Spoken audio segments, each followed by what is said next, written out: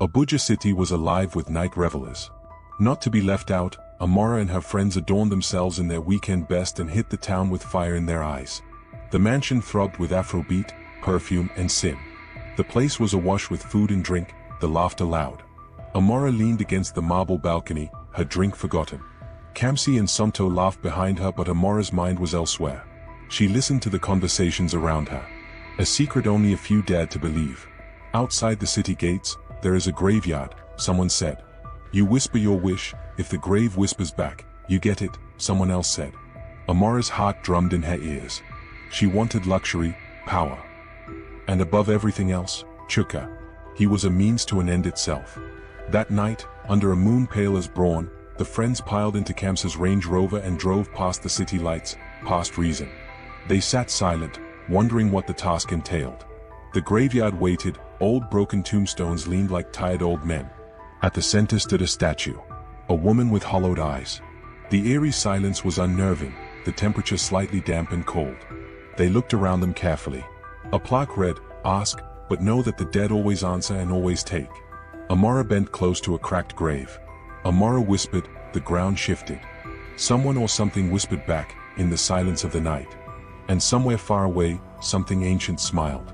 The friends made their way out and hurried back to their homes. The changes were immediate. The next morning, Chuka, the untouchable millionaire, DM'd Amara. "Can I see you today?" She was stunned. By evening, Amara was in his mansion dripping with diamonds. There was a function that night, a tech gala. He introduced her to his friends and family as the flame of his life. Amara was giddy with excitement. Photos exploded online. Amara and Chuka were everywhere, on all the major blogs.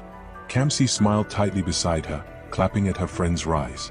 Later that night, when she could slip away unnoticed, Kamsi stood alone crying in the dark. "I was supposed to be the star," she whispered into her mirror. Her heart burned with aspiration. She had not expected things to turn around so swiftly for Amara. Graves listened to broken hearts too. Kamsi drove back alone, back to the graveyard. "Take Amara from him, give him to me." The earth groaned hungrily, a new grave cracked open behind her. Something or someone had heard her wish and it had answered in the same way. The nightmare was soon unleashed though. It all began with a phone call. Somto's sister, a lively 12-year-old girl, was crushed under a collapsing market stall, lifeless before she hit the ground. At her funeral, Somto cried in Amara's arms as family and friends gathered round in stunned grief. But Amara could barely focus, because Chuka, handsome, perfect Chuka, barely looked at her anymore. He spent the whole service texting Kamsi and carried on like she was not there. The betrayal hit like a knife between the ribs. Later, when Amara confronted Kamsi, she only laughed in her face, hollow and bitter. "You thought the graves would only listen to you?" Kamsi sneered.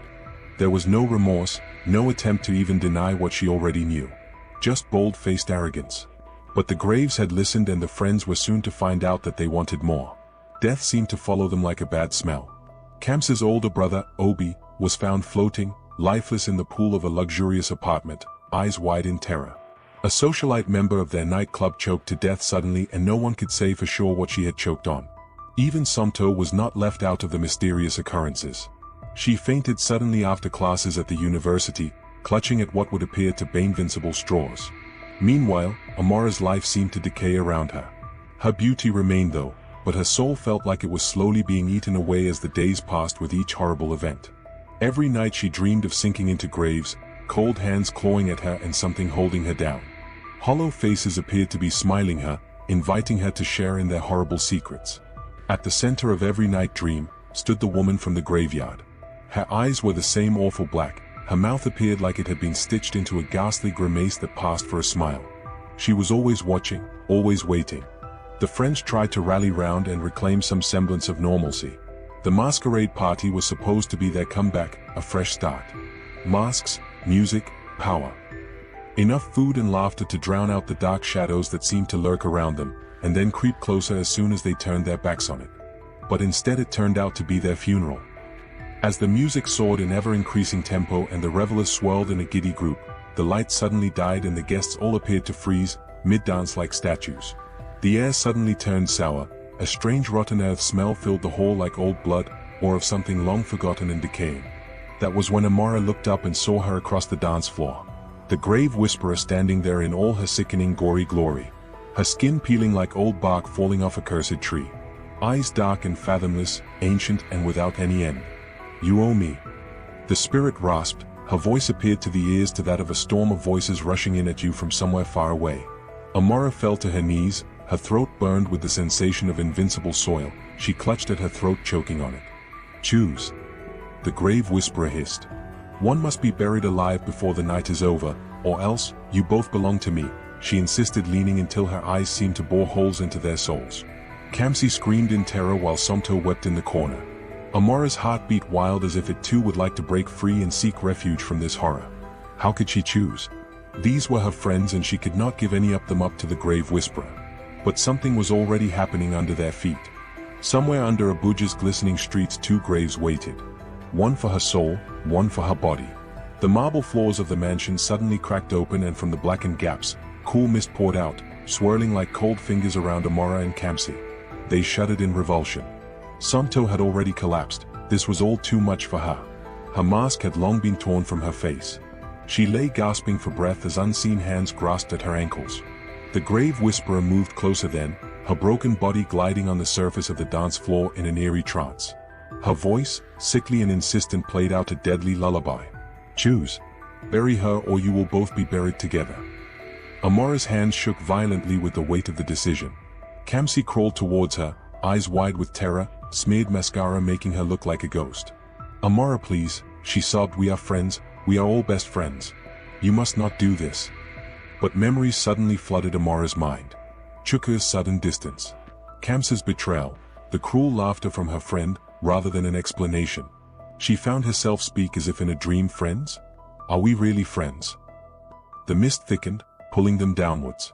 Somto screamed as she was dragged into the marble cracks, half her body disappearing into the earth. Amara launched for her, grabbing Somto's wrist to save her from being swallowed up. Kamsi saw that as an opportunity to break away. She was the closest to Somto but made no move to help her. She backed away, saving herself instead. Amara saw this and her fury boiled over. Trust Kamsi to think of herself alone, why spare her then? Amara turned, tackling Kamsi to the ground. "I am sorry," she hissed into her face, "but it is either you or both of us." Amara had made her choice and the grave had observed this. Kamsi screamed as the grave whisperer placed a rotten hand on her forehead. The floor beneath Kamsi split open, revealing a dark yawning grave. She was pulled into it, clawing at the floor, shrieking Amara's name as she fell. The earth swallowed her whole. The mansion sealed itself, no trace of the horror that lay beneath. The music restarted, distorted, wrong. And the partygoers blinked, then came back to life as if nothing had happened. Only Somto and Amara remembered, only they bore the scar of what had just transpired. Weeks later, Abuja forgot, as cities often do. Chuka hurried back to Amara's side, more obsessed than ever, tending to her every wish, as if he had never left in the first place. The big multinational endorsements were back. The calls from magazines wanting her to grace their covers. Amara was everywhere again. The girl who had it all. No one appeared to notice her friend's disappearance. But every time she closed her eyes she saw Kamsi, her body twisted in the old dirt, forgotten and far away. Her screams would not stop echoing though, and every night without fail, Amara woke up with soil under her nails. A very curious development. At first she thought it was guilt that made her sleepwalk, and maybe go into the garden, but then she realized it wasn't just dreams. Kamsi was reaching back from the great beyond, she was fighting back. She wanted the others to join her.